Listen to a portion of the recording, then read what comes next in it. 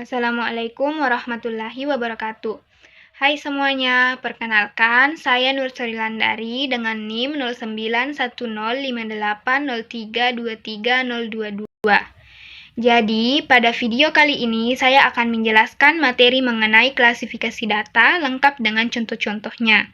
Sebelumnya, saya akan menjelaskan pengertian dari klasifikasi data. Secara luas, klasifikasi data didefinisikan sebagai proses pengorganisasian data berdasarkan kategori yang relevan sehingga dapat digunakan dan dilindungi dengan lebih efisien. Berdasarkan pengertian tersebut, terdapat 5 kategori klasifikasi data sebagai berikut. Yang pertama, sumber data. Sumber data merujuk pada asal data yang digunakan untuk analisis. Sumber data dibagi dua, yaitu data internal dan data eksternal. Data internal adalah data yang menggambarkan situasi dan kondisi pada suatu organisasi secara internal. Contoh dari data internal ini yakni data penjualan bulanan perusahaan, data karyawan, dan laporan keuangan internal. Berikutnya, data eksternal, yaitu data yang menggambarkan situasi serta kondisi yang ada di luar organisasi. Contoh dari data eksternal yaitu data demografis dari Badan Pusat Statistik atau disingkat dengan BPS, data pasar dari lembaga riset eksternal, serta laporan ekonomi dari pemerintah. Nah, kategori klasifikasi data berikutnya yaitu sifat data. Sifat data mengacu pada karakteristik data dalam hal apakah data tersebut bersifat deskriptif atau numerik.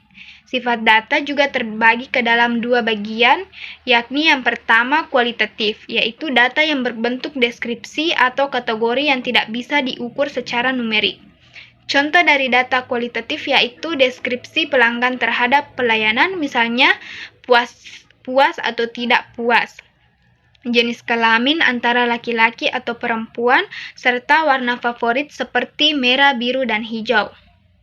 Yang kedua, kuantitatif, yaitu data yang berbentuk angka dan bisa diukur atau dihitung. Contohnya seperti jumlah penjualan produk dalam satu bulan, misalnya terjual sebanyak 1.000 unit, tinggi badan siswa, serta pendapatan tahunan. Kategori klasifikasi data yang ketiga yaitu jenis data. Jenis data yaitu menyatakan apakah data tersebut bisa dipecah menjadi unit-unit kecil atau apakah data tersebut kontinu.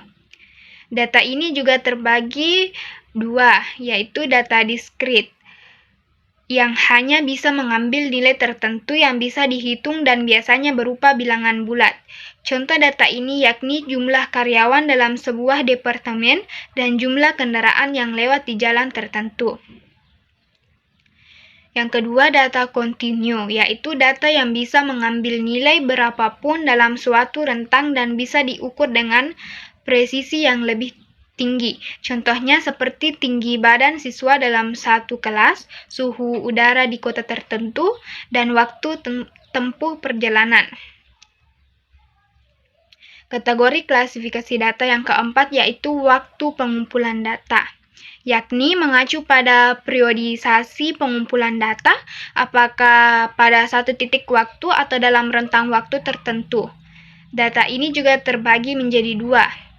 Yang pertama, data cross-sectional, yaitu jenis data yang dikumpulkan dengan mengamati banyak subjek penelitian seperti individu, perusahaan, negara, atau wilayah pada satu atau periode waktu tertentu. Contoh dari data ini seperti survei kepuasan pelanggan yang dilakukan pada bulan Januari 2024 dan sensus penduduk pada tahun tertentu. Bagian 2 yaitu data time series, yaitu rangkaian titik data yang diindeks atau terdaftar atau dibuat grafiknya dalam urutan waktu. Data yang dikumpulkan secara berkelanjutan dalam periode waktu tertentu. Contohnya seperti data penjualan harian selama 1 tahun, data inflasi bulanan selama 5 tahun terakhir, dan data suhu harian selama musim panas. Kategori klasifikasi data yang terakhir yaitu cara memperoleh data. Hal ini mengacu pada metode atau teknik yang digunakan untuk mendapatkan data. Data ini juga ada dua, yakni data primer dan data sekunder. Data primer adalah data yang dikumpulkan langsung oleh peneliti untuk tujuan tertentu, atau data yang dikumpulkan secara langsung dari sumber penggunaan data. Contohnya data ini yaitu wawancara langsung dengan pelanggan, survei lapangan, serta eksperimen laboratorium. Data sekunder, yaitu data yang telah dikumpulkan di masa lalu oleh orang lain tetapi dibuat tersedia untuk digunakan orang lain, atau data yang sudah ada dan dikumpulkan oleh pihak lain untuk tujuan lain. Contohnya yakni laporan keuangan perusahaan yang diambil dari database perusahaan, jurnal penelitian yang diterbitkan, serta data penjualan yang diperoleh dari lembaga riset. Sekian penjelasan dari saya. Billahi fisabilillah, fastabiqul khairat. Assalamualaikum warahmatullahi wabarakatuh.